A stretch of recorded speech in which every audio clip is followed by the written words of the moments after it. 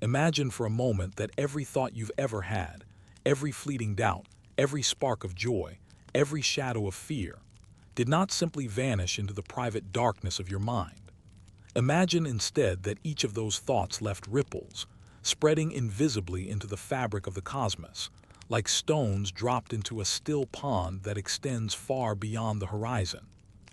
This is not the comfortable picture of consciousness we were given in school, where the brain is reduced to a wet machine of neurons firing, producing awareness as a side effect, no different than a computer spitting out code. This is something stranger, something that whispers that reality itself is not merely observed, it listens back. For centuries, we believed in silence, the silence of an indifferent universe, a void that did not care what we thought, what we hoped, or what we dreamed. The brain in this view was just matter, an assembly of tissue governed by the same blind laws that push planets and stars.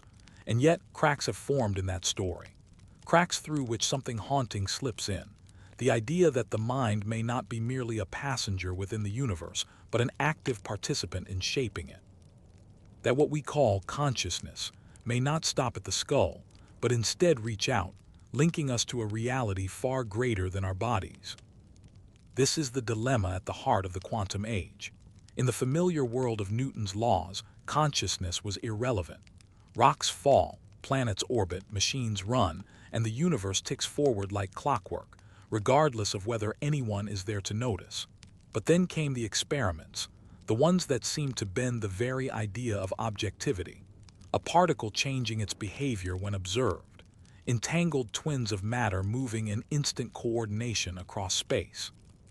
The unsettling suggestion that measurement itself, that strange intrusion of awareness, was required to collapse possibilities into reality. What does this mean? Could it be that the mind is not merely observing the world but entangled with it? We begin then at a precipice, the contrast between two visions of the self. On one side, a brain as nothing more than an accidental lump of biology, neurons sparking like circuitry, thought reduced to chemistry and chance. On the other side, a brain as an antenna tuned into something deeper, perhaps infinite, a resonant instrument vibrating with the frequencies of the universe itself. Between these two extremes lies a battlefield of science and speculation, belief and doubt, where experiments blur into philosophy, and philosophy dares to question science itself. Consider the metaphor of light. To the classical mind, light was a particle, little corpuscles streaming across space. Later, it was a wave. Today, it is both and neither, slipping into whichever mask fits the moment of observation. Consciousness has walked the same path, once dismissed as an epiphenomenon, an accidental flame rising from the brain's circuitry. It is now being reconsidered, if only reluctantly, as something that may require its own category. Like light, consciousness seems to defy a singular definition. It flickers between the tangible and the transcendent, between the known and the ungraspable. And yet we are drawn to it, perhaps because consciousness is the one thing we cannot escape. You can doubt physics, doubt metaphysics, doubt religion, but you cannot doubt that you are aware. The philosopher Descartes grasped this centuries ago. I think, therefore I am. But what if the inverse is also true? What if the universe is, therefore we think? What if consciousness is not an isolated candle but part of a vast field, an ocean from which our individual awareness emerges like waves? Imagine again your thoughts, the memory of a childhood room, the rhythm of your breath, the hope that tomorrow will be kinder. These seem so fragile, so private. Yet quantum physics hints that no boundary is perfectly sealed. Systems bleed into one another. Information, in some interpretations, can never be destroyed. Could it be that the theater of your mind is not locked away but open-ended, spilling into dimensions we cannot see? Could every thought be a vibration that the universe itself registers? Skeptics will bristle. To them, these are the whispers of mysticism creeping where science belongs. And indeed, science must be cautious. The brain is not magic, it is matter. Neurons do fire. Synapses do release chemicals. But is that the end of the story or just the surface? Beneath the surface, in the dance of subatomic particles, in the strange fog of probability that defines the quantum realm, might there be a deeper order, a connection between mind and cosmos that reductionism cannot reach? This tension defines the opening of our journey. If the brain is merely a machine, then consciousness dies when the machine stops. Your thoughts end at your skull, your awareness a fragile candle snuffed out in the wind of entropy.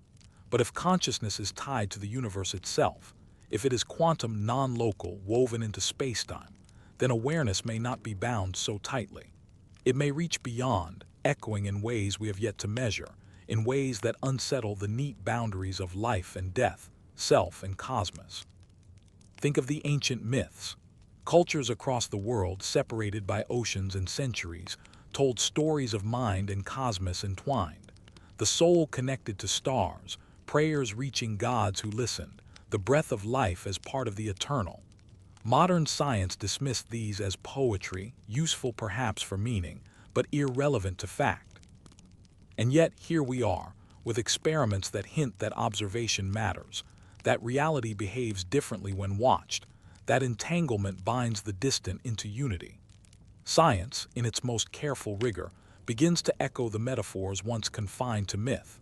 And in this resonance, the possibility emerges that consciousness is not merely a trick of the brain but a fundamental dialogue with the universe. Pause and let the thought linger. When you look at the stars might in some sense be looking back, not with eyes or minds in the way we understand them, but through a strange reciprocity of being. Reality is not silent, it hums, it responds. The observer is not passive, they are a participant. And in this participation lies the great mystery of our age. The stakes, then, are not small. If consciousness is only neuronal noise, then meaning is an illusion. The universe is indifferent, life a temporary glitch. But if consciousness is fundamental, if your brain is a kind of quantum receiver, then your very awareness is proof of something larger, a crack in the silence of matter where the infinite shines through. This is not merely science. It is philosophy, theology, and existential terror wrapped together. It is the haunting suspicion that what you are is not confined to your body, but stretched across the cosmos itself. In this opening, we plant the seed of awe, the kind of awe that feels both exhilarating and disorienting. For the question is not simply, what is consciousness? The deeper question is, what is reality if consciousness can shape it? And perhaps more unsettling, what is reality if it requires consciousness to exist at all? This is the edge where our story begins. The edge between certainty and mystery, between reductionism and transcendence. The edge where your thoughts are no longer private, where the universe is no longer mute. The edge where science's equations blur into philosophy's riddles. From here, we step back in time, to the world before these cracks appeared. To the age when the brain was thought to be nothing more than matter, and consciousness nothing more than illusion. To the world of Newton, Laplace, and the classical machine. For only by understanding the silence can we truly hear the whispers breaking through. Before quantum mysteries unsettled our imagination, the story of the mind was one of reassuring simplicity. For centuries, the prevailing belief was that the universe itself was a giant machine, predictable, measurable, and utterly indifferent. It was the age of the clockwork cosmos, where every planet, every falling apple, and every breath in your lungs obeyed the same immutable rules. Within this worldview, the brain was no exception. It was, so the reasoning went, simply another machine. Complex, yes, but ultimately no more mysterious than the gears of a watch or the levers of an engine. Isaac Newton had given the world equations that could describe the dance of planets with perfect precision.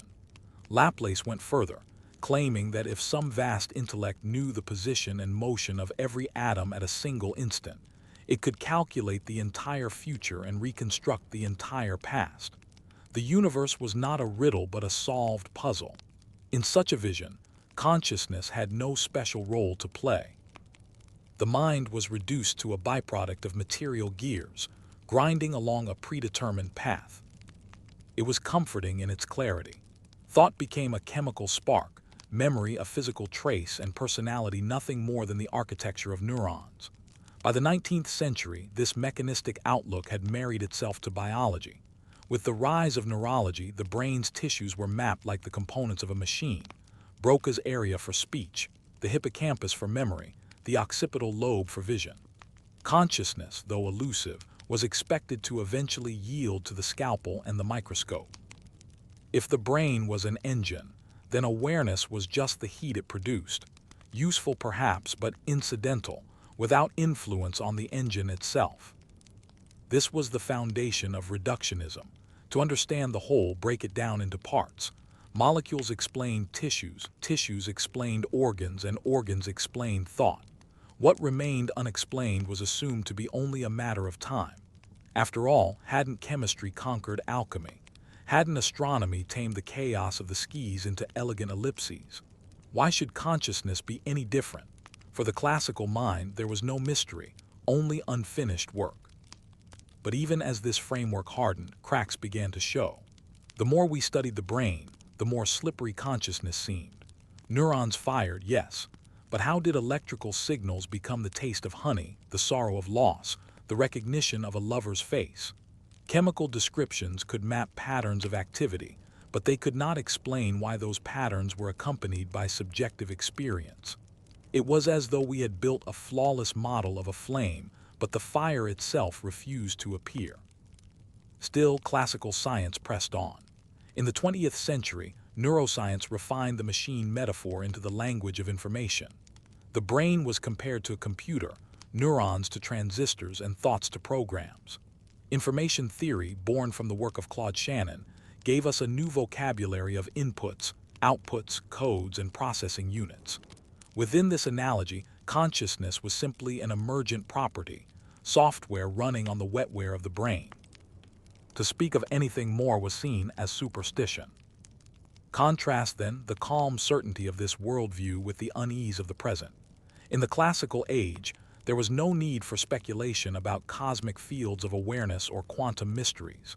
The brain was finite, bounded, and self-contained. To lose brain function was to lose consciousness. To damage tissue was to damage the mind. It was a philosophy of limits, both sobering and secure. And yet, despite this confidence, a shadow lingered. The philosopher David Chalmers would later call it the hard problem of consciousness. Why does matter produce experience at all? If the universe is mechanical, why should there be any inner life? Why should the firing of neurons feel like anything from the inside? A machine that processes information does not need to know it is processing. Your calculator doesn't weep over equations, nor does your phone feel the pictures it displays. So why should the brain feel? The classical model could not answer. Still, the reductionist dream persisted. By the mid-20th century, neuroscience had delivered impressive victories. We could stimulate parts of the brain to produce sensations, decode electrical impulses to predict movement, and even glimpse the neural correlates of love, fear, and decision-making. These achievements seemed to affirm the mechanistic vision. Perhaps consciousness was only complicated engineering, its mystery destined to fade. But history tells us that confidence often precedes disruption. Just as Newton's certainty of a predictable cosmos would be shattered by Einstein's relativity, and relativity unsettled by quantum mechanics, so too would neuroscience's machine metaphor face its own disruption. For at the edges of the brain's functions, the questions refused to close. Patients under anesthesia who reported awareness, mystical experiences tied not to damaged tissue but to heightened activity. The stubborn refusal of subjective experience to be reduced to mere circuitry. This is the contrast that brings us to the present, a worldview of reassuring determinism, confronted by phenomena that whisper of something more. On one side, the classical picture of the brain as a machine, chemical, computational, predictable. On the other, the emerging suspicion that this picture is incomplete, that it cannot explain why the universe wakes up inside our heads. To appreciate where we are going, we must linger here, in this moment of classical certainty, to see its power and its limits. For it is from this clockwork vision that the shock of quantum strangeness will strike. It is only against the backdrop of reductionist simplicity that the radical suggestion of a cosmic consciousness can appear in its full, unsettling light. So let us take one last look at the classical mind. Imagine it, a brain as an organ of matter, neurons as gears, chemistry as fuel, thought as the inevitable exhaust of a machine. A closed system, indifferent to the cosmos beyond it. A mind locked inside its skull, never touching reality, only simulating it in electric sparks. This was the story we inherited from Newton and Laplace, from the neurologists and early neuroscientists, from the age of mechanism. And yet, as we will soon see, the story does not end here. For when the quantum revolution arrived, it did more than rearrange equations. It challenged the very notion of objectivity, of separation, of silence. It asked us to imagine that the observer is not outside the experiment but within it, that reality itself might depend on the act of awareness. And in that moment, the machine metaphor cracked, and through the crack poured a question that still haunts us. Is consciousness truly a byproduct of the brain, or is the brain a doorway to something infinitely larger? The classical dream of certainty could not last forever, for while the machine-like universe offered comfort, reality itself began to whisper contradictions. By the early 20th century, cracks were spreading through the marble pillars of materialism, cracks that revealed a world stranger than imagination. And at the center of those cracks lay quantum mechanics. The first shock came in the form of uncertainty. Heisenberg declared that one could not know both the position and momentum of a particle with infinite precision, not because of human clumsiness, but because nature itself does not allow it. Suddenly, the neat determinism of Newton and Laplace dissolved into fog. The cosmos, once a clock, became a theater of probabilities. At the smallest scales, matter no longer behaved like predictable marbles rolling on a table. Instead, it shimmered in ambiguity, sometimes here, sometimes there, sometimes both at once. This uncertainty was not just a technical nuisance. It was a philosophical earthquake. If matter itself was indeterminate, then the future could not be calculated with certainty, even in principle. Laplace's intellect, imagined as capable of predicting all of time from a single moment, was dethroned. The universe no longer ran on rails of inevitability, it pulsed with possibility. But uncertainty was only the beginning. Consider the mystery of superposition, the notion that a particle can exist in multiple states simultaneously until it is measured. A photon traveling through two slits acts as though it passes through both, interfering with itself. An electron can spin both up and down until someone observes it. Schrödinger dramatized this absurdity with his thought experiment of a cat both alive and dead inside a sealed box. Absurd, yes, but the mathematics demanded it. Reality, at its most fundamental, appeared to resist being pinned down. Here the contrast sharpens. Classical physics described a world independent of observers, solid and objective. Quantum physics suggested a world entangled with observation, where possibilities collapsed into facts only when measured. This was not merely science, it was a philosophical provocation. What then is the role of consciousness? Is the observer passive, or does awareness participate in the very making of reality? Albert Einstein bristled at this notion. Famously, he declared, "God does not play dice with the universe." To him, quantum indeterminacy was a flaw, a sign of incomplete knowledge. He sought hidden variables, mechanisms beneath the quantum fog that would restore determinism. But no such variables could be found. Instead, experiment after experiment confirmed that uncertainty and superposition were not artifacts of ignorance but features of reality itself. The dice, it seemed, were real. And then came entanglement. Imagine two particles once linked, now separated by vast distances. Measure one and the other instantly reflects the result as though no space stood between them. Einstein called this spooky action at a distance, a phrase drenched in both skepticism and unease. But experiments proved him wrong. Entangled particles do communicate, or perhaps more accurately, they are not truly separate at all.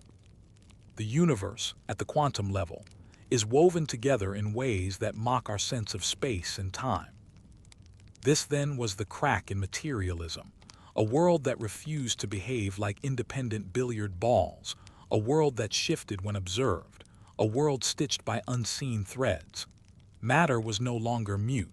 It was relational, contextual, inseparable from interaction. In such a world, the boundaries between subject and object blur. The observer is no longer outside reality but folded into it. What does this mean for the mind? Here lies the temptation and the controversy. If particles exist in potential until observed, then observation acquires a strange power. If entanglement binds distant entities, then separation itself seems less absolute. Might consciousness, then, be more than neuronal machinery? Might it, like measurement, play an active role in crystallizing reality from possibility? To many physicists, such speculation veers too close to mysticism. They insist that observation can be understood without invoking consciousness, that measuring devices, not minds, suffice to collapse a wave function. And yet the language lingers, the ambiguity persists. For in the quantum equations, the line between observer and observed remains undefined. Consciousness is not required by the math, but neither is it excluded.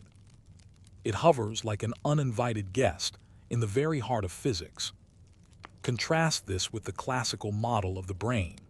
There, the mind was a byproduct of chemistry, irrelevant to the cosmos. Here, in the quantum vision, the very act of observation may help select reality.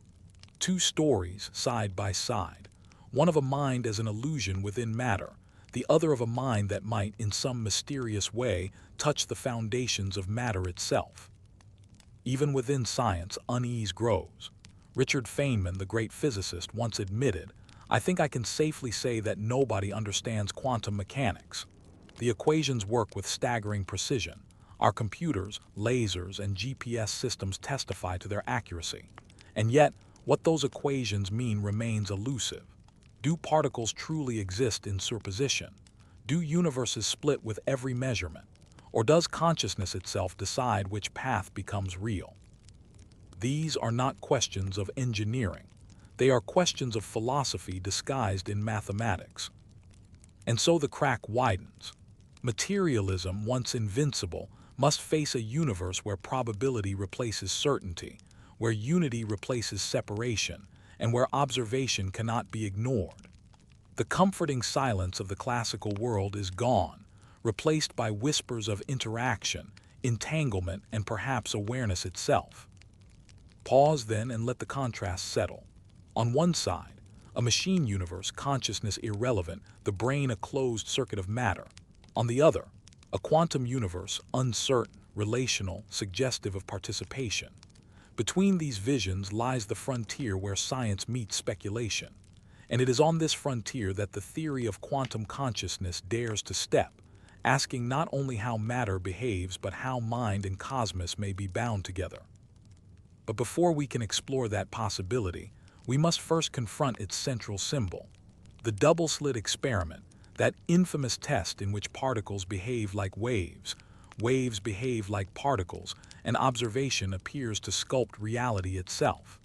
For in this simple setup lies the most haunting question of all. Does the universe know when it is being watched? The quantum crack in materialism had opened the door, but to suggest that consciousness itself might be quantum, that was not only daring, it was heretical. And yet in the 1990s, two men from vastly different worlds joined forces to do just that.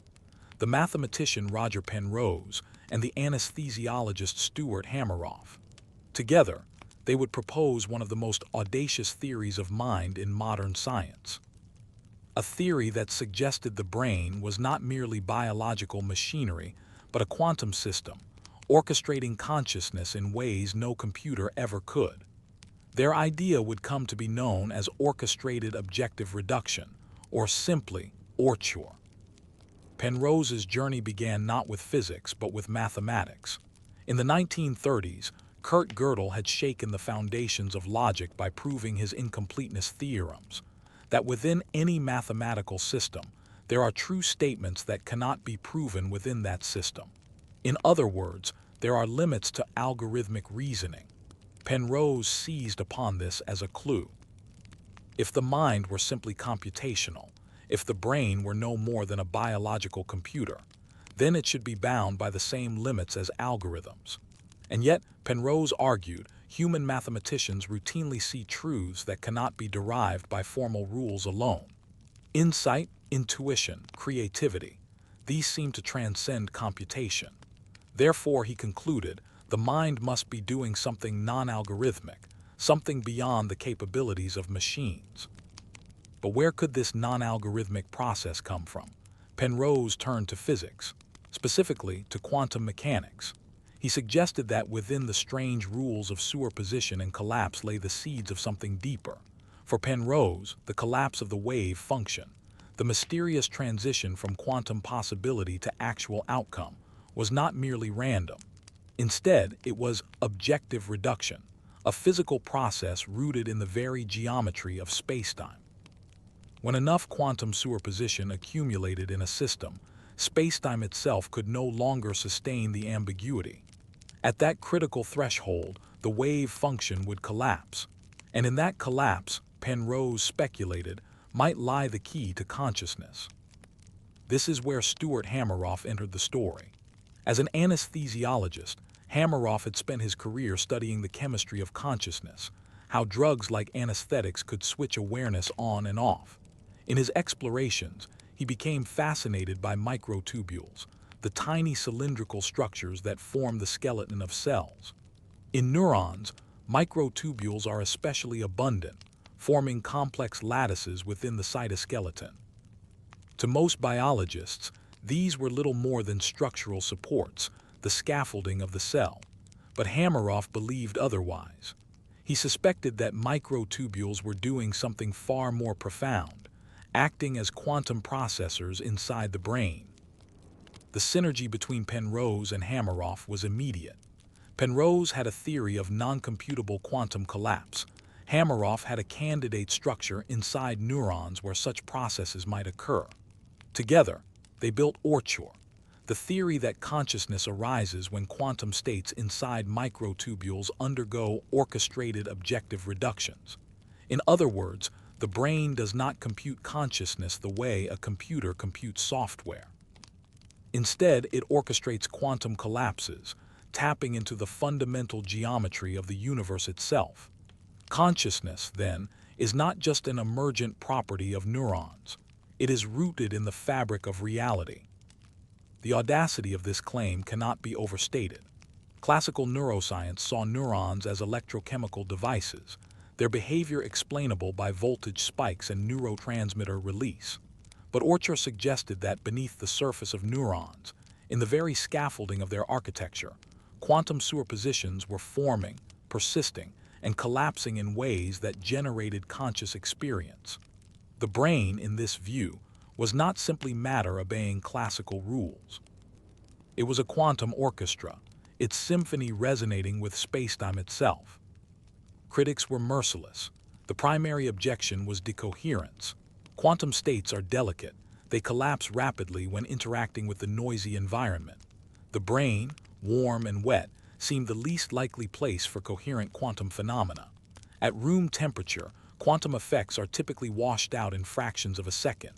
To imagine them persisting long enough to influence neural processing seemed absurd. Orch OR, they argued, was biologically implausible. Hameroff countered with evidence from biology itself. Photosynthesis, for instance, relies on quantum coherence, with excitons in plant cells maintaining superpositions to optimize energy transfer. Birds navigate using quantum entanglement in their retinas. Enzymes, too, have been shown to exploit quantum tunneling. If plants and birds could harness quantum effects in biological environments, why not neurons? Microtubules, with their structured lattices and protective geometry, might be uniquely suited to sustain quantum states. Rather than impossible, Orch OR could represent biology's ultimate mastery of quantum processes. The theory gained a strange magnetism. To its critics, it was pseudoscience masquerading in equations. To its supporters, it was revolutionary, a bold attempt to bridge physics, biology, and philosophy. And at its heart lay a tantalizing suggestion. If consciousness is orchestrated through quantum processes in microtubules, then it is not confined to biology. It is woven into the universe. The brain does not create consciousness, it tunes into it. This was where Orch OR became more than science. It became a philosophy of being. If Penrose was right, every conscious moment was a reflection of spacetime geometry resolving itself. Every decision, every insight, every flicker of awareness was the universe choosing, collapsing ambiguity into actuality. Consciousness was not accidental, it was fundamental. The contrast could not be sharper. Classical neuroscience. The brain is hardware, neurons are circuits, consciousness is software, nothing more. Orch OR. The brain is a quantum instrument, microtubules are resonant strings, and consciousness is the song of the cosmos. On one side, reductionism, on the other, transcendence. And yet, Orch OR refused to fade. In recent years, research has suggested that microtubules may indeed exhibit vibrational frequencies in the megahertz range, potentially supporting quantum coherence. Anesthetics, interestingly, appear to bind to microtubules, disrupting these vibrations, hinting at a possible link between quantum processes and the loss of consciousness. While evidence remains contested, these findings keep the theory alive. It has not been proven, but neither has it been buried. Why does Orch OR matter so deeply? Because it challenges us to rethink what consciousness is. If awareness arises from quantum geometry, then it is not merely computation. It is not merely biology. It is a dialogue between mind and universe. The brain becomes an interface, a transceiver between the human self and the underlying reality. Consciousness, then, is not an illusion. It is the very way spacetime knows itself. For those who seek meaning, this resonates profoundly. It suggests that awareness is not an evolutionary accident but a fundamental principle. That the spark in your mind is the same spark that flickers in the stars. That when you think, you are participating in the very fabric of creation. But the skepticism remains. Can quantum states really persist in the brain's heat and noise? Can microtubules truly sustain coherence? Does Orch OR solve the hard problem of consciousness, or merely relocate it into quantum fog? These questions keep the theory at the fringes of science, half visionary, half controversial. And yet, even in controversy, it ignites wonder. For Orch OR dares to say what others will not, that consciousness may be a fundamental feature of the universe, and that our brains are not its source but its stage. Imagine then what this means for you. Every flicker of thought, every moment of awareness could be a quantum event orchestrated in harmony with spacetime. Your mind is not locked within your skull. It is resonating with the cosmos. The neurons are instruments. The universe is the composer. Consciousness is the music played between them. This is the vision Penrose and Hameroff offered, a vision that invites awe and demands scrutiny. A vision that reframes the question of mind not as what does the brain produce, but what does the brain participate in? For if Orch OR is true, then your awareness is not a shadow cast by matter. It is a quantum light woven into the universe itself. And so, we leave this section with a haunting question. If your brain is indeed a quantum antenna, what is it tuned to? And what larger reality is listening when you think? To answer that, we must look not only at theories but at experiments, at the evidence for and against the quantum brain. For only then can we begin to weigh whether this vision is truth or dream. The Penrose-Hameroff theory was bold, but bold theories are not enough. In science, the battlefield is evidence. For Orch OR to move beyond speculation, it must pass through the crucible of experiment. And here the story becomes even stranger, because the evidence is both tantalizing and troubling, supportive and elusive. The brain, it seems, refuses to give up its secrets easily. The first question is one of plausibility. Can quantum states exist in the brain at all? Critics point to decoherence, the tendency of quantum superpositions to collapse almost instantly when exposed to noise. Quantum phenomena thrive in controlled, isolated environments, ultra-cold laboratories, vacuum chambers, carefully shielded systems. The brain, by contrast, is warm, wet, and chaotic. Neurons fire with electrical storms, ions flood channels, chemicals swarm synapses. How could fragile quantum states survive here? To many, it seemed impossible. And yet, biology began to surprise us. In plants, photosynthesis depends on quantum coherence. Excitons traveling through chlorophyll exist in multiple paths at once, ensuring efficient energy transfer. In birds, the European robin navigates using the Earth's magnetic field, likely through quantum entanglement in proteins within its eyes. Even enzymes, those workhorses of biology, appear to exploit quantum tunneling to accelerate reactions.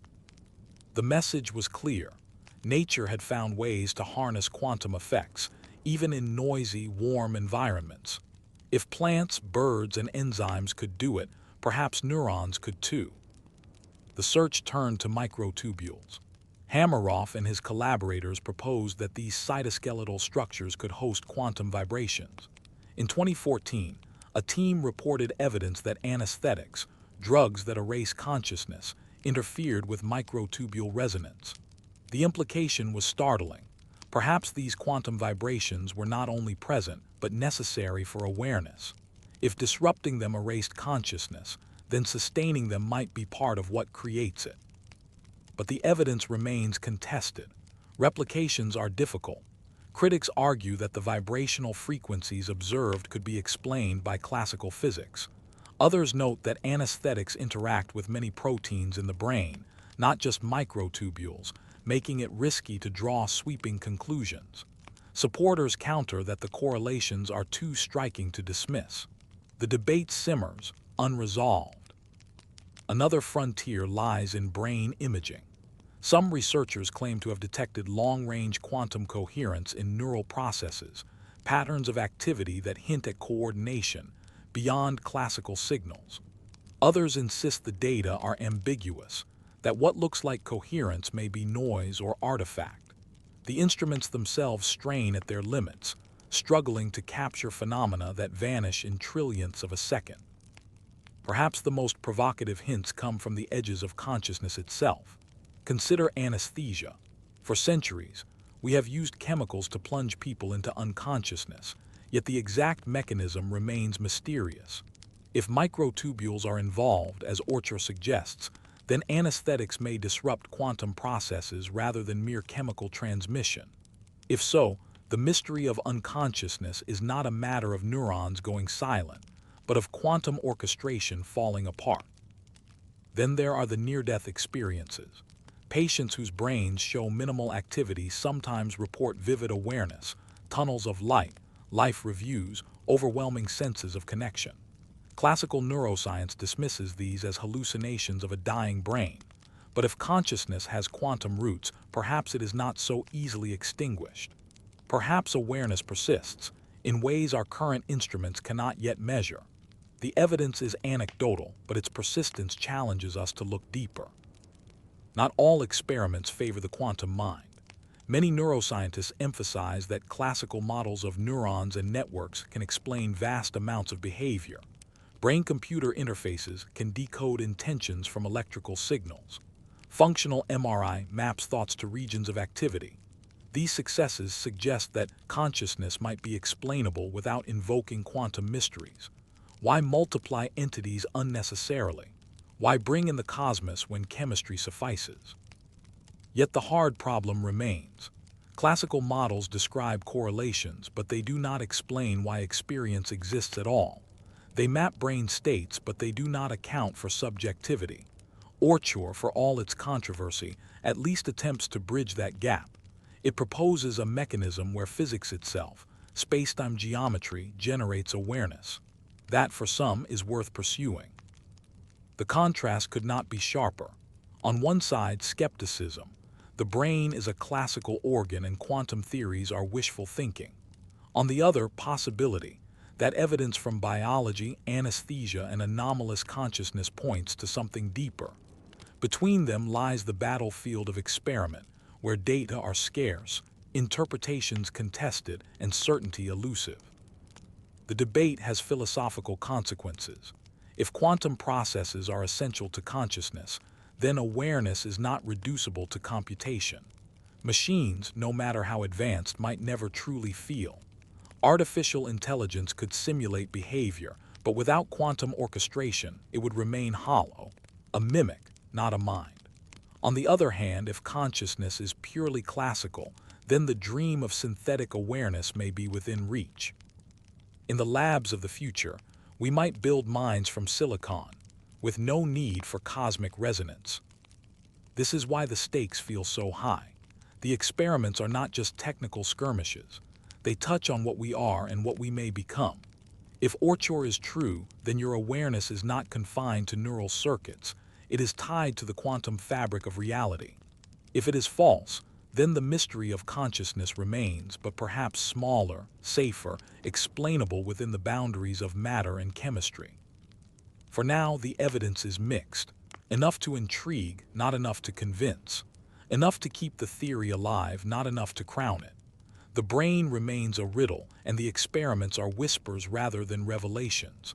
But whispers matter. They remind us that the story is not closed, that the possibility of a quantum mind cannot be dismissed outright. And so, we leave this battlefield of evidence and skepticism with a deeper question. If consciousness might be quantum, could it also be universal? Could awareness exist not just in brains, but as a field permeating reality itself?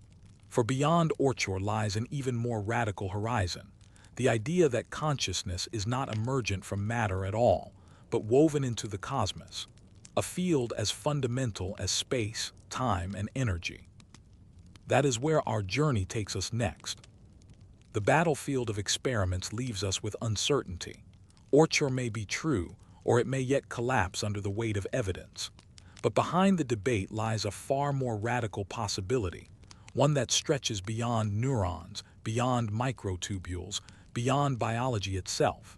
What if consciousness is not something that brains produce, but something that the universe already contains? What if awareness is not an emergent illusion, but a fundamental field of reality, woven into the same fabric as space, time, and energy? This is the idea of consciousness as a cosmic field. To understand this vision, imagine the invisible fields that already structure our world. The electromagnetic field extends across space, shaping the dance of charged particles. The gravitational field warps spacetime, binding planets to stars. The quantum vacuum itself, far from being empty, seethes with fluctuations. Fields are the scaffolding of physics, the unseen frameworks upon which matter builds. To suggest consciousness is a field is to place awareness in this same category, not a byproduct, but a foundation. The contrast is stark. In the reductionist view, consciousness emerges when matter reaches a certain level of complexity. Neurons, circuits, networks pile enough together and awareness appears like fire from sparks. In the field view, consciousness is not emergent but universal. Complexity does not create it. Complexity only tunes into it, like a radio receiver pulling signals from the air. The brain becomes less a generator, more an antenna. Awareness is not manufactured. It is received, amplified, shaped. This idea echoes through history. Ancient philosophies often spoke of a universal mind, a cosmic intelligence that pervades existence. In Hindu thought, Brahman is the ultimate reality, from which individual consciousness arises like waves on an ocean. In Stoic philosophy, the logos binds the cosmos with rational order. Even in modern physics, whispers of universality emerge. David Bohm's implicate order, where reality is an unfolding wholeness, hidden beneath appearances. The notion of a consciousness field is not new. It is a modern scientific framing of an ancient intuition. But can such a field be tested? Some point to integrated information theory, IIT, which quantifies consciousness as the degree of integrated cause and effect structure in a system. Others explore panpsychism, the view that consciousness is not all or nothing but exists in degrees throughout nature. In these frameworks, awareness is not confined to humans. It suffuses matter, appearing wherever complexity allows it to shine through. A stone may possess a vanishingly small glimmer of awareness, a human brain, a roaring flame. The field itself is continuous, but expression varies. Critics argue this is metaphysics, not science. Fields like electromagnetism can be measured, manipulated, predicted. Where is the evidence for a consciousness field? Where are its equations, its constants, its testable predictions? Without these, the idea risks being dismissed as poetry. And yet, others counter, our instruments may simply not be designed to measure it. Just as medieval eyes could not see radio waves, our current science may be blind to the subtle signatures of awareness. The absence of evidence, they argue, is not evidence of absence. There are tantalizing hints. Some studies of collective behavior suggest that groups of humans may exhibit patterns of coherence unexplained by individual actions alone. Experiments in parapsychology, though controversial, claim to detect correlations between human intention and physical systems, as though consciousness can nudge reality. While mainstream science rejects these results as statistical noise or flawed design, their persistence across decades keeps the question alive. Could these anomalies be faint echoes of a consciousness field, glimpsed at the edges of rigor? Consider also the implications for physics itself. If consciousness is a field, it may interact with spacetime in ways we do not yet understand. Penrose suggested that quantum collapse is tied to spacetime geometry. Perhaps consciousness is the experiential counterpart of this collapse. In this vision, awareness is not a passive witness, but the inner face of the universe's unfolding. The collapse of probability into actuality is not just a physical event, it is the birth of experience. The contrast deepens here. Reductionism portrays humans as isolated accidents of biology, their awareness confined to their skulls. The field view portrays humans as participants in a universal web of awareness, their minds resonant with the cosmos. One is lonely, the other connected. One diminishes the significance of consciousness, the other elevates it to a cosmic principle. Philosophically, the field idea resolves certain puzzles. If awareness is fundamental, we no longer need to explain how unconscious matter suddenly becomes conscious. Consciousness is not an emergent miracle, it is always already present. The brain shapes and organizes it but does not conjure it from nothing. This is panpsychism's quiet power. It replaces the leap from 0 to 1 with a continuum. Instead of asking, how does matter become mind? We ask, how does matter express mind more fully? The hard problem softens. And yet dangers lurk. If consciousness is everywhere, does that mean rocks and rivers have minds? Does every electron feel? Such anthropomorphizing risks absurdity. Advocates of the field model respond carefully. Awareness is not mind in the human sense. It is proto-experience, raw subjectivity, the faintest glimmer of being. A stone does not think, but it may possess the barest trace of awareness, a whisper of the cosmic field. Complexity, like a lens, focuses this awareness into higher forms, culminating in self-reflective beings like us. The implications are profound. If consciousness is a field, then when you think, you are not alone. Your awareness is not locked within your skull. It is part of a vast continuum. Meditation, intuition, creativity. These may be not only brain processes but resonances with a larger whole. Mystical experiences of unity, often dismissed as hallucinations, may be genuine glimpses of connection with the consciousness field. The boundaries between self and universe blur, and meaning takes on a cosmic dimension. Science, however, remains cautious. No definitive experiment has proven the field exists. No detector has registered its presence. For now, it remains hypothesis, metaphor, possibility.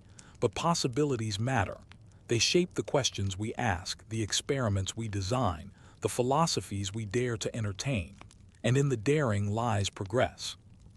Think of the parallels. Once, life itself was a mystery. Vitalism claimed that a special essence animated the living. Science replaced this with biochemistry, showing that life obeyed physical laws.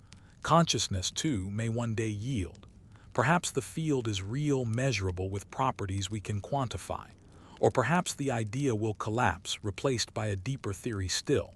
Either way, we stand at the threshold, caught between skepticism and wonder. Imagine then consciousness as light. Sometimes bright, sometimes dim, sometimes focused, sometimes diffuse. Brains are lanterns shaping its glow, but the light itself comes from a source that pervades the cosmos. When you look into another's eyes, you do not see a separate flame but another aperture of the same radiance. When you feel connected to nature, it is because the field flows through both you and the world. When you sit in silence, aware of your own awareness, you touch the field directly, without mediation. This is the poetry of the idea, and it is why it endures. For even if unproven, it speaks to something we feel intuitively, that awareness is larger than us, that meaning is not confined to neurons, that the universe is not mute but alive. Whether this intuition is illusion or insight remains to be seen. But the very possibility reshapes the way we see ourselves. The contrast with reductionism is not merely academic. It changes how we live. If consciousness is a cosmic field, then harming another is not only violence against them but disruption of the web you share. Creativity becomes not invention but attunement. Death becomes not extinction but transformation, the dissolution of a local pattern back into the field. Hope shifts from fragile accident to fundamental principle. In such a worldview, awareness is not an anomaly. It is the ground of being. And yet the question remains, is there evidence strong enough to convince, to move from philosophy to physics, to turn speculation into science? For that, we must look to the next horizon, where consciousness and entanglement meet, where experiments probe the possibility that minds may already be connected across distance. If awareness is a field, then its threads may stretch invisibly between us, binding thought to thought, experience to experience. The question is not only whether your brain connects to the universe, but whether our minds are already connected to each other. That is where we go next. If consciousness is a field, then it should not belong to individuals alone. Like gravity, like magnetism, it should stretch invisibly, connecting everything it touches. And if that is true, then perhaps we are not as isolated as we believe. Perhaps, beneath the surface, our minds are already entangled, threads of awareness woven together in ways science is only beginning to suspect. This is the unsettling possibility of collective consciousness, and the radical question it poses. Are our thoughts and feelings linked at levels deeper than biology, deeper even than space and time? The metaphor of entanglement provides a natural bridge. In physics, two particles once connected behave as one, no matter how far apart they drift. Their fates are bound, instantaneously defying the speed of light. If matter itself can maintain such bonds, why not minds? If consciousness is tied to the quantum fabric, then perhaps our awareness is not sealed within skulls but already enmeshed in networks beyond our perception. The contrast here is dramatic. The familiar story of the self as solitary, private, bounded, against the possibility of selves as interconnected, non-local, and collective. Throughout history, human beings have sensed this possibility. Ancient cultures spoke of shared spirit, group souls, and invisible bonds between kin. Tribal rituals invoked unity that was felt, not explained.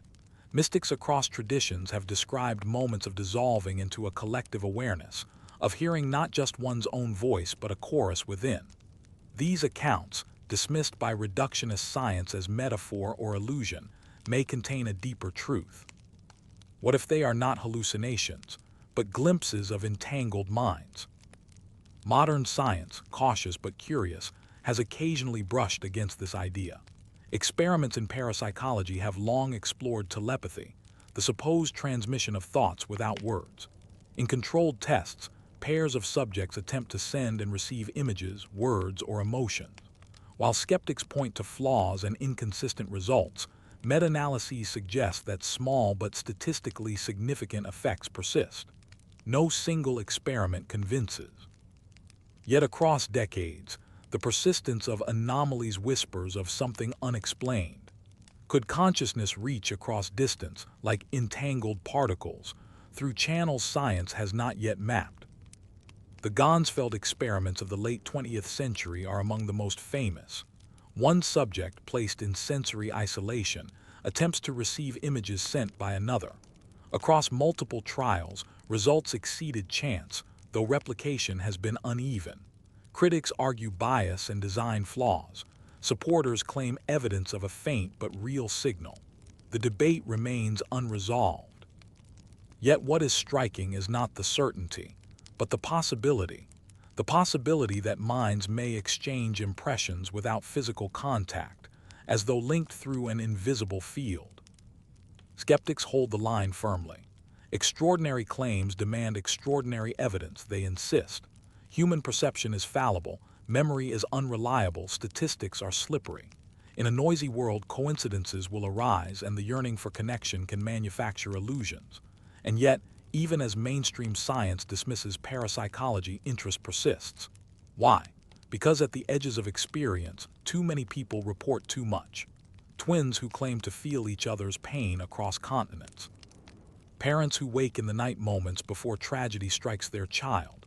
Soldiers on battlefields sensing the fates of comrades far away.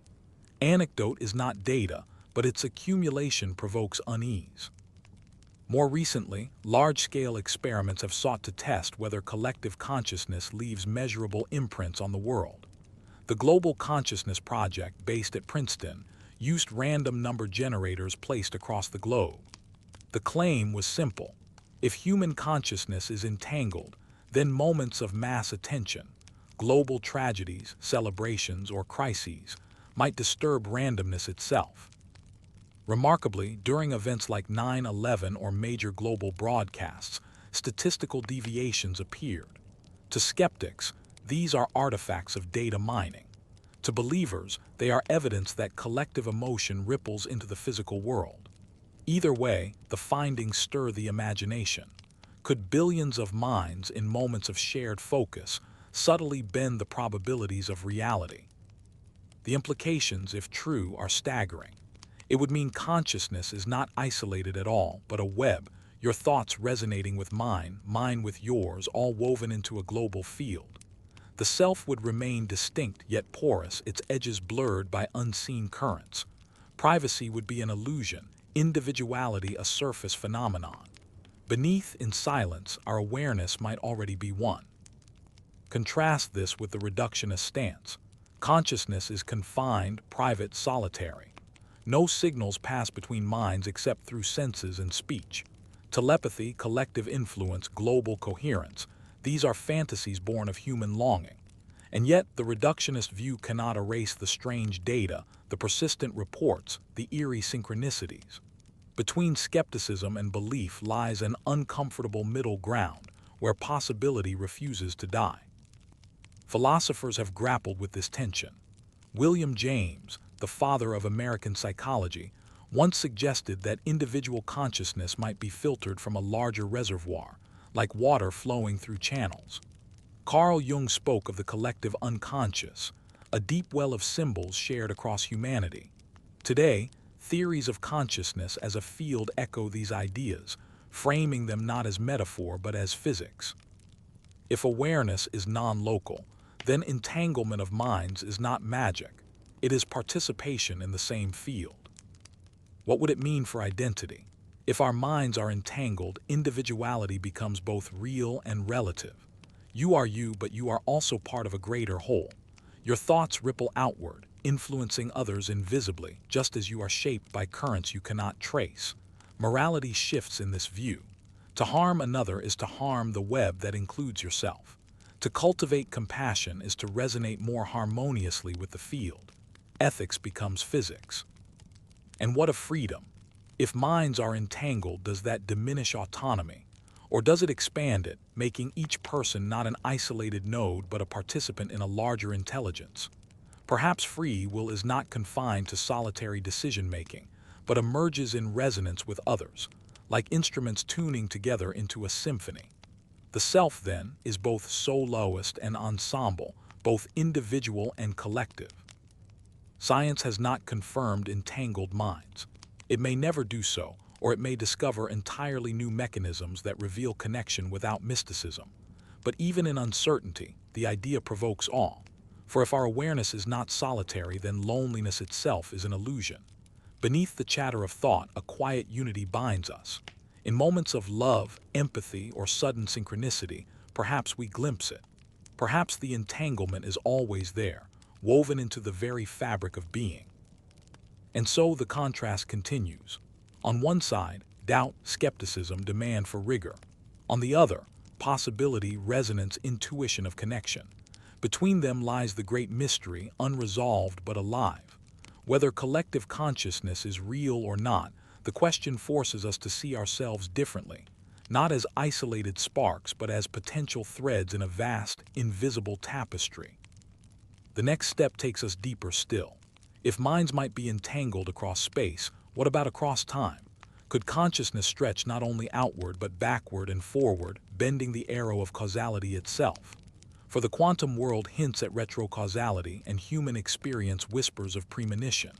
If our awareness is a field, then perhaps its reach is not confined to the present moment. Perhaps the future, too, leaves its trace upon the now. That is the question we face next. Time, we are told, is a one-way street. The past lies fixed behind us, the future stretches open ahead, and consciousness rides forward like a passenger on a train that never reverses. Memory looks back, anticipation looks forward, and we exist in the fleeting present, bound by the arrow of time. This is the narrative of common sense and of classical physics, the irreversible march from was to will be. But quantum mechanics, with its defiance of certainty and separation, refuses to keep to this line. At its edges, the arrow bends, sometimes in ways that hint at the unthinkable, retrocausality, where the future may touch the present, and memory itself may be less a record than a dialogue across time. Consider the famous delayed choice experiment proposed by physicist John Wheeler. A particle is sent toward a beam splitter, which can send it along two paths. Only later does the experimenter decide whether to recombine the paths and reveal wave-like interference, or to measure which path the particle took. The paradox. The choice made in the present appears to determine how the particle behaved in the past. As if reality, at its quantum foundations, waits until the moment of observation before deciding what it was. Cause does not strictly precede effect. Instead, the two appear to intertwine. This is not merely physics, it is philosophy. For if reality at small scales can be influenced retroactively, then the story of time itself is incomplete. The block universe model in relativity already suggests that past, present, and future coexist in a four-dimensional whole. Quantum retrocausality hints that consciousness may move within this whole in ways that defy linearity. What we experience as now may be shaped by traces of later. Memory may not be the only arrow pointing across time. Perhaps intuition, premonition, even déjà vu are whispers from the future, seeping backward. The contrast here is profound. Classical neuroscience sees memory as storage, traces encoded in synapses, biochemical marks replayed when recalled. The brain is an archive, nothing more. In this view, the future has no influence. It is blank until lived. But what if memory is not mere storage but resonance, a tuning into patterns that stretch across time? What if recollection and anticipation are both forms of connection, one looking backward, the other forward, both entangling consciousness with moments not contained in the present? Parapsychological studies have long tested this possibility. Precognition experiments ask whether people can anticipate random events before they occur. In one set of trials, participants are shown images chosen at random by a computer. Their physiological responses, heart rate, skin conductance, are measured. Strangely, some studies report that the body reacts seconds before the image is selected, as though anticipating what has not yet happened. Critics dismiss these as statistical illusions or methodological flaws. Yet meta-analyses across dozens of experiments suggest an effect too consistent to ignore. If true, it would mean consciousness is not entirely bound by the present. It reaches ahead, faintly, uncertainly, but measurably. Memory, too, is stranger than we admit. Neuroscience can map circuits, but it cannot fully explain the texture of recall.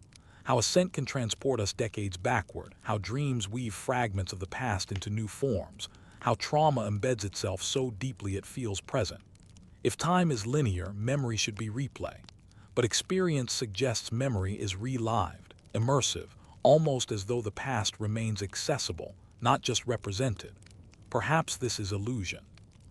Or perhaps it is evidence that consciousness does not simply record time but participates in it, moving across its dimensions. In mystical traditions, time is often fluid. Shamans describe journeys where past and future intermingle. Buddhist teachings speak of timeless awareness, the eternal now in which all events are contained. Sufi poetry collapses yesterday and tomorrow into the eternal presence of the divine. These descriptions, once dismissed as metaphor, now find strange echoes in quantum theory's refusal to respect the arrow of causality. What if such experiences are not delusion, but perception of consciousness outside its normal constraints? Skeptics warn against romanticizing physics. Retrocausality, they argue, may be a quirk of interpretation, not a literal reversal of time. Delayed choice experiments can be explained without invoking the future influencing the past. Precognition studies may suffer from flawed designs. Mystical accounts, while profound, cannot serve as evidence. And yet, the questions remain open. The equations do not forbid retrocausality, they merely unsettle the way we interpret events. And if consciousness is indeed tied to the quantum fabric, perhaps it is not absurd to ask whether awareness itself can move along time's hidden corridors. Imagine what this would mean. If consciousness can reach forward, then intuition may be more than guesswork. Dreams that foreshadow events may be more than coincidence. Creativity may sometimes borrow from tomorrow. Perhaps the déjà vu we feel is not a glitch but a faint recognition, a resonance from a moment not yet lived. Time, in this vision, is not a river carrying us helplessly forward. It is an ocean, and awareness drifts not only with the current but occasionally against it, sensing waves that have not yet reached shore. The ethical and existential implications are immense. If consciousness can interact with the future, then destiny and free will intertwine in new ways. The future may influence us, but it is not fixed. We too influence it, collapsing possibilities into actuality. Life becomes less a line, more a dialogue, a conversation across time between what has been, what is, and what may be. Memory ceases to be nostalgia, anticipation ceases to be speculation. Both become modes of participation in a greater temporal field. And what of death? If consciousness is not confined to linear time, then perhaps awareness does not end with the cessation of brain activity. Perhaps it stretches into futures we cannot imagine, or resonates across the past in ways that keep us alive in memory not just figuratively, but literally. The arrow of time, if bent, makes survival and identity stranger than we dare to think. Still, humility is required. Retrocausality has not been proven in consciousness. The evidence is ambiguous, the experiments controversial. We must not leap from suggestive data to certainty. And yet, even as science debates, the question itself reshapes us. To ask whether consciousness can move across time is to confront the limits of what we know and to stand in awe before what we do not. Pause here, feel the contrast. The mechanistic view, memory is storage, the future blank, the present all we have. The speculative view, memory is resonance, the future leaks into the now and consciousness swims in time's depths. Between these, we hover uncertain but awakened to possibility. Our journey, then, does not stop with time. For if awareness may stretch across moments, might it also stretch across metaphors, across cultures? Across the ancient stories humanity has always told about unity and the cosmos. The next step takes us to these traditions, to the myths, philosophies, and spiritual insights that long ago intuited what science now begins to glimpse, that consciousness and the universe are not separate, but one. Long before the equations of Schrödinger or the thought experiments of Einstein, human beings sensed that consciousness was not confined to the body. Across cultures and centuries, mystics and philosophers spoke of awareness as something vast, cosmic, even eternal. What science now frames as quantum paradoxes, spiritual traditions described in poetry, myth, and meditation. Different languages, different symbols, but perhaps glimpses of the same reality. This is where the story of quantum consciousness begins to echo the oldest voices of wisdom. Consider Hindu philosophy. In the Upanishads, composed thousands of years ago, we find the teaching that Atman, the self, is not separate from Brahman, the ultimate reality. The individual consciousness is like a drop of water, inseparable from the ocean it falls into. Awareness in this vision is not created by the brain but revealed through it, as sunlight is revealed through an opening in the clouds. The boundaries between self and universe are illusions, and liberation comes in recognizing their dissolution. Quantum theories talk of entanglement, non-locality, and interconnectedness, resonates uncannily with these metaphors. Buddhism, too, offers striking parallels. The doctrine of shunyata, or emptiness, teaches that nothing exists independently. Everything arises in relation to everything else. Consciousness itself is not a permanent entity but a process, a flow interdependent with the cosmos. Meditation leads practitioners to experience the mind as spacious, boundless, timeless, a perception that mirrors the quantum suggestion that reality is less solid, more fluid, and ultimately inseparable from the observer. The Buddhist claim that enlightenment comes when the illusion of separateness dissolves, finds strange kinship with the quantum erasure of independent existence. In the Sufi tradition of Islam, mystics describe the universe as permeated by the divine presence, with consciousness as the thread that binds all creation. Jalal al-Din Rumi, the great poet, wrote of the soul's longing to reunite with the beloved, the ultimate source of being. This longing reflects the intuition that our awareness, however small, participates in something infinite. Just as Orch OR posits microtubules tuning into the quantum fabric, the Sufis spoke of hearts tuned to the eternal, vibrating with the music of the spheres. Where science suggests resonance with spacetime, mysticism speaks of resonance with God. Christian mystics, too, spoke of unity. Meister Eckhart described the spark of the soul, a divine light within each person that was not separate from God but identical with Him. To know oneself fully was to know God, for the ground of the soul and the ground of the universe were one. This is not far removed from the suggestion that consciousness is not an accident but a fundamental principle, a light woven into the fabric of reality itself. The Taoist sages of China spoke of the Tao, the way, the underlying flow of existence. To live in harmony with the Tao was to align oneself with the universal rhythm, to dissolve the illusion of separateness. Consciousness, in this view, was not a private possession but participation in the unfolding of the cosmos. Taoist metaphors of flowing water, empty space, and infinite cycles align closely with the quantum vision of reality as process rather than substance, as relational rather than fixed. These traditions did not know wave functions or superpositions. They did not calculate probabilities or test entanglement.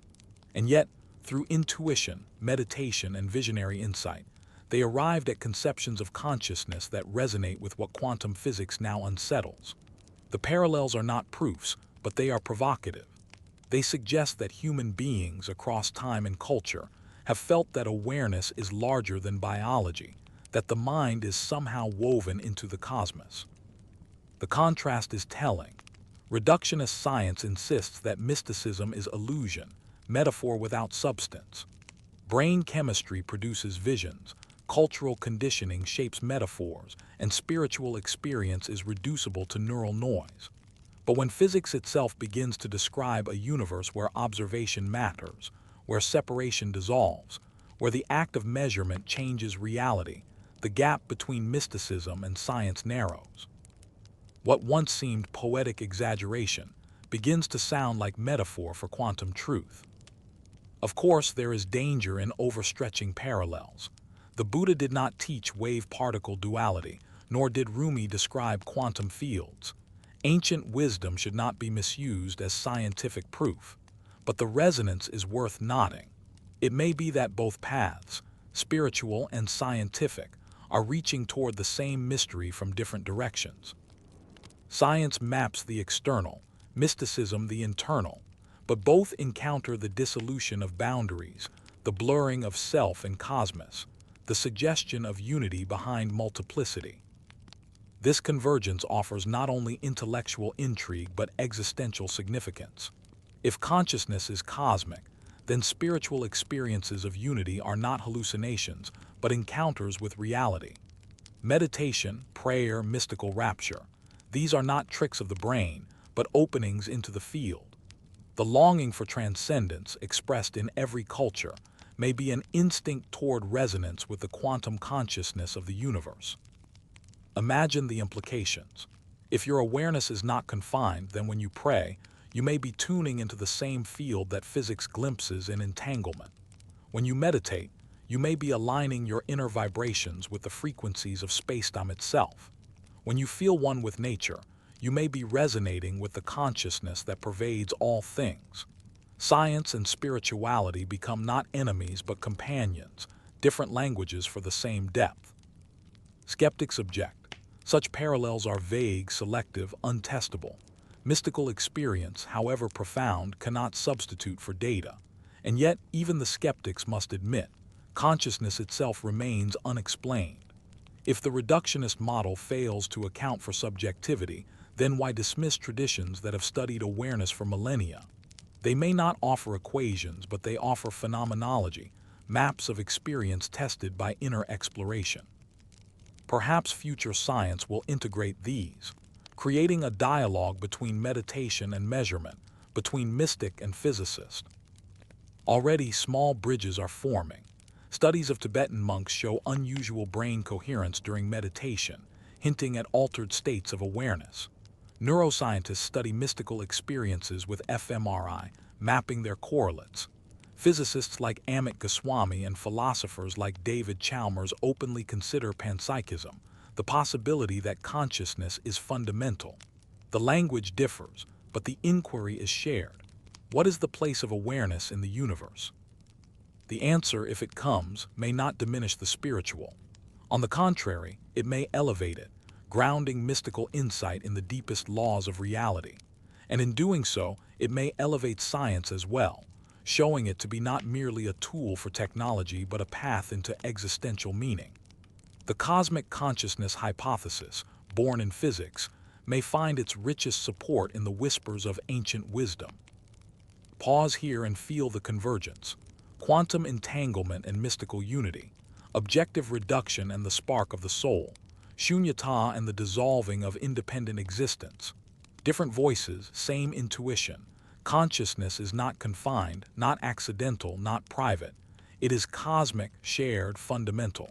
To awaken to this is to awaken to the depth of being itself. And yet questions remain. Is this resonance real or is it projection?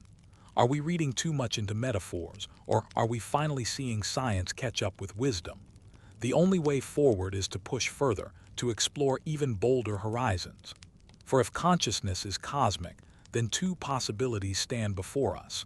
Either we are conscious beings inside a vast simulation, or we are fragments of a universal mind dreaming itself. The next step is to confront these speculative horizons, where philosophy meets physics and existence itself is at stake.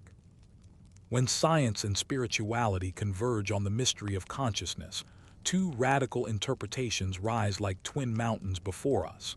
On one peak, the simulation hypothesis, the suggestion that reality itself is artificial, a construct generated by unimaginably advanced intelligence.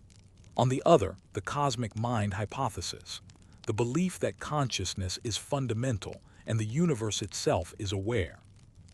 Both theories attempt to explain the strange coherence of reality, the mystery of awareness, and the sense that existence is more than matter. But they do so in opposite ways, one reducing consciousness to code, the other elevating it to the fabric of the cosmos. Between these visions, awe and unease intertwine. Let us begin with the simulation. In 2003, philosopher Nick Bostrom posed a now-famous argument. Given enough technological progress, civilizations will gain the power to simulate entire worlds, complete with conscious beings inside them? If so, the number of simulated minds could vastly exceed biological ones. Therefore, statistically, it is more likely we are in a simulation than in base reality. This was no longer the realm of science fiction. Mathematicians, computer scientists, and physicists debated it with unsettling seriousness. Elon Musk once declared the odds we are in base reality as 1 in billions. The idea caught fire in culture because it spoke to something deep: the suspicion that reality is too patterned, too elegant, too strange to be unconstructed. Quantum mechanics seems to fuel this suspicion. At its heart lies digital behavior. Particles appear quantized. Reality is pixelated at the Planck scale. Probabilities collapse as though sampled by a cosmic computer. The observer effect feels eerily like rendering in a video game, where landscapes appear only when the player looks. Entanglement behaves like shortcuts in code, connecting distant points instantly. If the universe is information at its core, perhaps it is not a machine of matter, but a simulation of mathematics. In this vision, consciousness is an emergent phenomenon within the program. We are characters in a vast computation, believing ourselves real but existing as code. Our thoughts are algorithms, our emotions variables, our lives scripted by lines of possibility. Even death may be nothing more than termination of a process, with the potential for reloading, rebooting, or replication. The grandeur of the cosmos shrinks to the scale of software. Yet paradoxically, the mystery deepens, because then we must ask, who built the simulation, and why? The possibilities range from bleak to sublime. Perhaps we are entertainment for post-human civilizations, no different from characters in their games.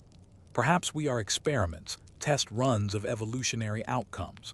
Or perhaps we are training grounds for souls, coded into existence to learn, to struggle, to awaken before rejoining the creators. In each case, meaning shifts. We are not isolated in a cold cosmos, but part of a design. The cost is unsettling. Our freedom may be illusion, our reality a stage set. Contrast this with the cosmic mind hypothesis. Here, consciousness is not emergent from computation, but prior to it. The universe is not a simulation, but a living awareness expressing itself through matter. Panpsychism extends consciousness to all things. Cosmopsychism takes it further, declaring the universe itself conscious. In this vision, stars are thoughts, galaxies dreams, and we are fragments of a larger intelligence.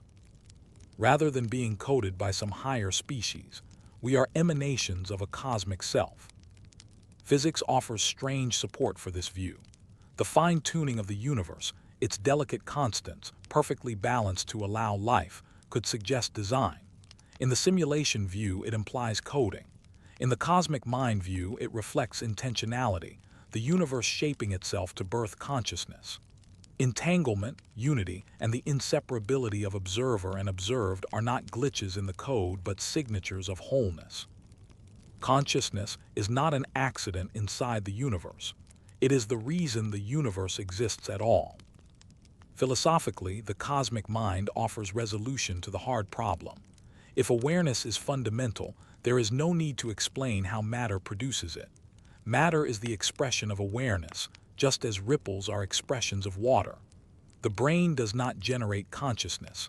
It localizes it, channels it, like a radio tuning into a field.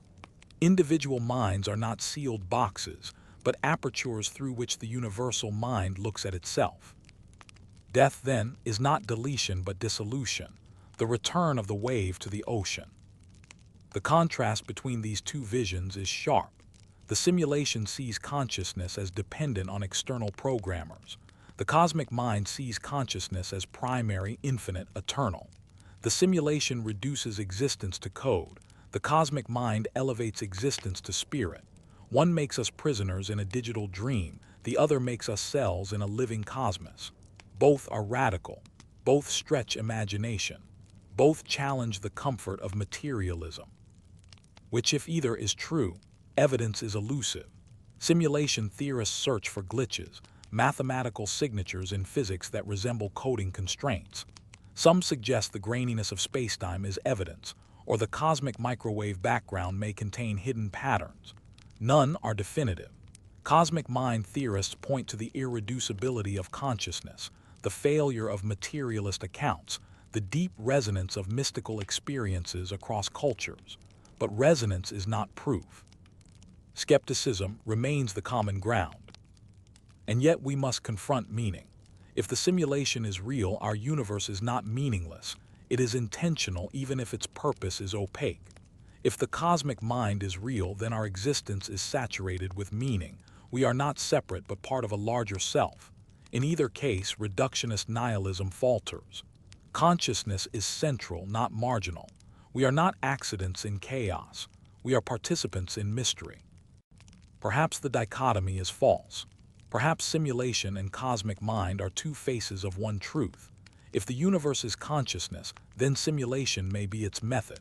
Creation may be a kind of self-simulation, the cosmic mind exploring itself through coded realities.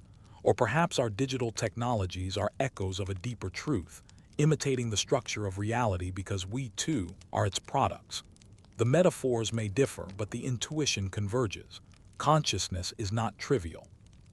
It is foundational. Pause here and feel the weight of these visions. The simulation hypothesis unsettles identity. You are code. The cosmic mind elevates it. You are infinity. Both leave you small, both leave you vast. In the simulation, you are created by others. In the cosmic mind, you are part of the creator. Between them, the question burns. Is consciousness derivative or divine? Neither theory can be confirmed today. Perhaps future experiments will uncover digital scaffolding beneath physics, revealing the simulation's architecture. Perhaps neuroscience will one day prove consciousness irreducible, forcing physics to accept awareness as fundamental. Or perhaps we will never know, living forever between suspicion and wonder. But even in uncertainty, these theories reshape us. For if either is true, then life is not random. The universe is not silent. Existence is not meaningless. Consciousness, yours and mine, is woven into a story larger than survival. And so we reach another turning point. Having scaled these peaks of speculation, we must descend into their implications. For whether simulation or cosmic mind, the question remains, what does this mean for us? For free will, for purpose, for the human story? That is where our journey takes us next, into the existential heart of the mystery, where physics touches philosophy and science becomes personal. It is one thing to marvel at the strangeness of quantum physics, to speculate about entangled minds, cosmic fields, or simulations. But eventually, the question must turn inward. What does this mean for us? For free will, for meaning, for the story of humanity? If consciousness is not a trivial byproduct of biology but tied to the deepest structures of reality, then the implications are nothing less than revolutionary. Physics becomes philosophy. Speculation becomes existential. And the human journey is reframed as part of the universe's unfolding story. Begin with free will. In the clockwork universe of classical physics, free will was illusion. Every atom followed deterministic laws and human choices were nothing more than chemical inevitabilities. You believed you chose, but your neurons fired according to prior causes. Freedom was fantasy. Reductionism left us as spectators, not authors of our lives. But quantum mechanics cracks this determinism. If reality is probabilistic, then outcomes are not fully fixed. At every collapse of the wave function, possibilities exist. Does this open the door to free will? Perhaps, if consciousness participates in collapse, as Orch OR and other quantum theories suggest, then awareness is not passive. It helps shape which possibilities become real. Choice, then, is not illusion but co-creation with the cosmos. Free will becomes not absolute control but participation in probability. We do not write the whole script, but we improvise within it, bending outcomes with awareness. This is a subtler freedom but profound, the freedom to be a partner in reality's unfolding. Contrast this with the simulation view. If we are coded beings, is free will possible? Perhaps not in the ultimate sense. Our choices may be constrained by algorithms written by creators, and yet within those constraints freedom may still exist, just as characters in a story act freely within their arcs. Even in simulation, choice may matter, shaping outcomes, building meaning. The prison may be real, but so is the play within it. Perhaps our destiny is to awaken, to realize we are coded, and to grow beyond our constraints, like artificial beings becoming self-aware. In this paradox, even lack of freedom generates its own purpose. Beyond freedom lies purpose itself. If consciousness is cosmic, then our existence is not meaningless. Each of us is a node in a larger web, a spark in a universal fire. Our lives matter not only for survival, but because they are expressions of the universe knowing itself. In the cosmic mind view, human destiny is not random. It is evolutionary, a gradual unfolding of greater awareness. From atoms to cells, from brains to cultures, consciousness has been expanding. We are the next step in this cosmic flowering. Our purpose may be to deepen awareness, to cultivate compassion, to resonate more harmoniously with the field that birthed us.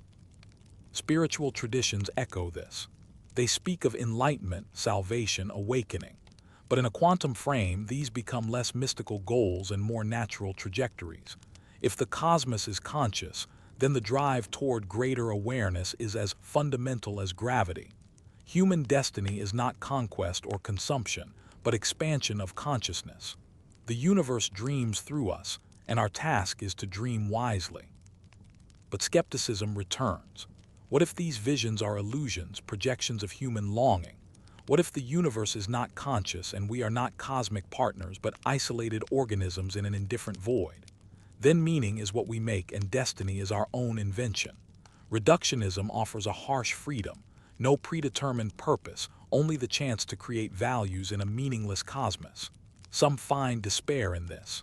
Others find empowerment, the chance to write one's own script. Between despair and empowerment lies the fragile dignity of self-created purpose. Yet even if reductionism holds, consciousness still remains mysterious. The hard problem is unsolved, the arrow of subjectivity unexplained. Awareness itself resists dismissal, and so meaning may not be trivial. Whether fundamental or emergent, it is real. Your experience matters, not because the cosmos decrees it, but because it is undeniable. Purpose may not be written in the stars, but it is inscribed in the immediacy of being. Then comes destiny, not individual but collective. If consciousness is entangled, then humanity's fate is shared. Our choices ripple outward, affecting not only ourselves but the web of awareness we inhabit. Global crises, climate change, war, inequality become more than material struggles. They become tests of consciousness. Will humanity awaken to its unity or remain trapped in illusions of separateness? If minds are connected, then compassion is not mere morality but resonance. To harm another is to distort the field we all share. To cultivate justice and empathy is to elevate the collective vibration. Human destiny, in this view, is ethical as much as technological. Technology complicates this further. Artificial intelligence, brain-computer interfaces, genetic engineering, each pushes us toward futures where consciousness may be altered, extended, or replicated. If Orch OR is true, then AI may never achieve real awareness. It will forever lack the quantum spark. If simulation is true, then AI may simply be another layer of the program, capable of its own awakening. If cosmic mind is true, then perhaps even machines, once complex enough, can tune into the field. Our destiny may involve creating new forms of consciousness, partners in the cosmic unfolding. But with creation comes responsibility. What kind of awareness will we birth? Will we mirror our own flaws or transcend them? Death, too, is reframed in these visions. If consciousness is fundamental, then death is not annihilation but transition. The brain may dissolve, but awareness may return to the field like a wave to the ocean. If simulation is true, death may be logout, a return to the higher plane that coded us. If reductionism is true, death may be final. But even then, the fact of having been conscious remains profound. For a brief span, the universe awoke as you, and that miracle needs no afterlife to matter. Pause here and feel the contrasts. Reductionism, no purpose but what we invent. Simulation, purpose dictated by hidden creators. Cosmic mind, purpose intrinsic to awaken as part of the whole. Each vision alters our sense of destiny, each reshapes the human story. Which is true, we cannot yet know. But what matters is that each possibility dignifies consciousness, elevates it from trivial byproduct to central mystery. Whatever reality may be, awareness is not marginal. It is the stage upon which all reality unfolds. And so, what do we do with this? Perhaps the answer is simple. We live as though consciousness matters. We cultivate awareness, expand empathy, explore meaning. We act not as isolated machines, but as participants in something larger, whether simulation, cosmos, or collective field. Human destiny is not written for us, but through us. Our choices ripple outward into physics, into culture, into the unknown. Free will may be partial, purpose may be uncertain, destiny may be ambiguous, but all of it is shaped by what we do with our awareness now. This is the existential heart of the mystery. Quantum consciousness is not only theory, not only speculation, it is mirror. In it we see ourselves reframed, our freedom questioned, our meaning expanded, our destiny opened. Science, philosophy, and spirituality converge not in abstract speculation but in the lived reality of being human. Consciousness is not trivial. It is the greatest gift, the greatest mystery, and perhaps the greatest responsibility. Which brings us to our final step. We have journeyed from the crack in materialism to the possibility of cosmic mind, from uncertainty to awe, from speculation to existential urgency. Now, as we close, we return to the simplest yet most profound truth. Consciousness is. The question is not only what it is, but how we choose to live in its light. Our epilogue will bring us there, into the closing vision of the brain as a cosmic mirror, reflecting back the universe that dreamed us into being. The journey comes full circle, from the clockwork certainty of classical science to the cracks revealed by quantum mystery, from Orch OR's daring microtubules to the possibility of a cosmic consciousness field, from simulation theory to the vision of a universal mind. We return now to the human being, sitting quietly with thoughts that shimmer like galaxies.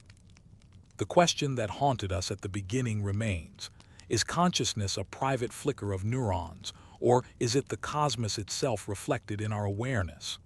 The answer is still uncertain, and yet, perhaps uncertainty is the gift, for in uncertainty lies wonder, and in wonder meaning. Picture the brain not as a generator of awareness, but as a mirror. Its neurons, synapses, and circuits are polished surfaces, reflecting something greater than themselves. Just as a mirror does not create the light it shows, the brain may not create consciousness but reveal it, channel it, shape it. Your awareness, then, is not a solitary spark, but a reflection of a vast fire. Every thought, every dream, every memory is light refracted through the prism of your biology, but sourced from something infinite. The brain does not imprison you within a skull. It opens you to the universe. This metaphor reframes everything. If the brain is a mirror, then individuality is not negated but contextualized. Each mirror reflects from a unique angle, a unique frame, but what shines within them is the same light. My awareness and yours are not separate flames but reflections of the same source. This explains why empathy feels so natural, why love feels so transcendent, because beneath the differences of mirrors, the light is one. To recognize another's consciousness is to recognize the same field shining back at you. Here the contrast sharpens. Reductionism says, you are alone, confined, accidental. The cosmic view says, you are connected, resonant, essential. Between these visions lies the existential choice. Which world will we live in? Perhaps the science is not settled. Perhaps experiments have not yet proven the field, the entanglement, the cosmic mind. But meaning is not only in proofs. It is in how we choose to see ourselves. If we live as though consciousness is trivial, we reduce life to survival. If we live as though consciousness is sacred, we elevate existence into a cosmic dialogue. Look again at the stars. Across light years they burn in different fires, yet in your awareness they become symbols, companions, mysteries. The act of looking turns them from objects into meaning. This is the essence of the brain as mirror. Reality exists, but consciousness gives it depth. Without awareness, the universe is vast but silent. With awareness, it becomes story, beauty, terror, awe.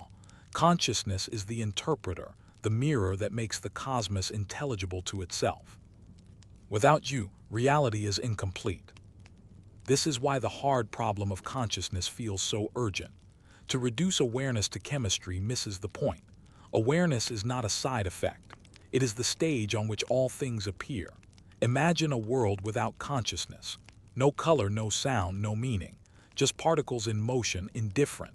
Now imagine the same world with consciousness. Instantly there is color, music, memory, love. Reality is transfigured by the mirror of mind. To ask what consciousness is, then, is to ask what reality itself is. The two cannot be separated. And so the brain as cosmic mirror does not solve the mystery, but it reframes it. It suggests that consciousness is not locked away but open-ended, that when you look inward, you are not merely studying neurons but gazing into the same fabric that weaves galaxies. Meditation, philosophy, science, all become forms of mirror polishing, attempts to see more clearly the light that shines through. The mirror is not perfect. It distorts, cracks, fogs, but even in its imperfection, it reveals the infinite. That revelation is what we call awareness. What does this mean for destiny? It means humanity's role is not to conquer but to awaken, to polish our mirrors so that the cosmic light reflects more brightly, to cultivate empathy, creativity, wisdom, not as luxuries but as essential tasks of existence. Our survival depends not only on technology but on consciousness itself, on recognizing that we are not isolated but entangled, not accidental but participants in a larger whole. This is our purpose, to become clear mirrors through which the universe may see itself more truly.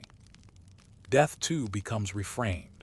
If the brain is a mirror, then death is the breaking of glass. The reflections vanish, but the light remains. Consciousness does not end. It returns to the source, diffused but undiminished. In this metaphor, immortality is not personal survival but participation in eternity. Your life was a moment when the universe looked through you. That moment ends, but the looking continues. Death is not annihilation but release, not the extinguishing of flame, but the dissolving of reflection back into the cosmic fire. Skepticism remains, and rightly so. We do not know if consciousness is fundamental. We cannot yet prove entangled minds, retrocausality of thought, or the cosmic field. Perhaps one day science will explain awareness in classical terms. Perhaps the brain is not a mirror but a machine, and all this poetry is illusion. But even if so, the fact remains: consciousness is here. It exists. It shapes meaning, creates beauty, generates wonder. Even if finite, it is miraculous. The mirror shines regardless of its source. So we stand at the threshold between certainty and mystery. Physics points toward strangeness, spirituality toward unity, philosophy toward paradox. None has closed the case. And perhaps that is fitting, for consciousness, by its nature, resists containment. It is both question and answer, both subject and object, both mirror and light. To live consciously is not to solve the mystery but to participate in it, to reflect and be reflected, to know and be known. This then is the closing vision, the brain as a cosmic mirror, fragile, finite, yet luminous with infinity. Each thought is a glimmer of the universe recognizing itself. Each act of love is resonance with the field that binds all being. Each moment of awareness is eternity localized in time. You are not trivial. You are not separate. You are the cosmos, gazing back upon itself through the mirror of mind. And so we close, not with answers, but with awe. The mystery of consciousness endures, larger than theories, deeper than experiments, more intimate than philosophy. But within that mystery lies a gift, the awareness that to be conscious at all is to be part of the greatest wonder the universe has ever known. Whether simulation or cosmic mind, wave function or divine spark, you are the mirror, and in you, reality listens back.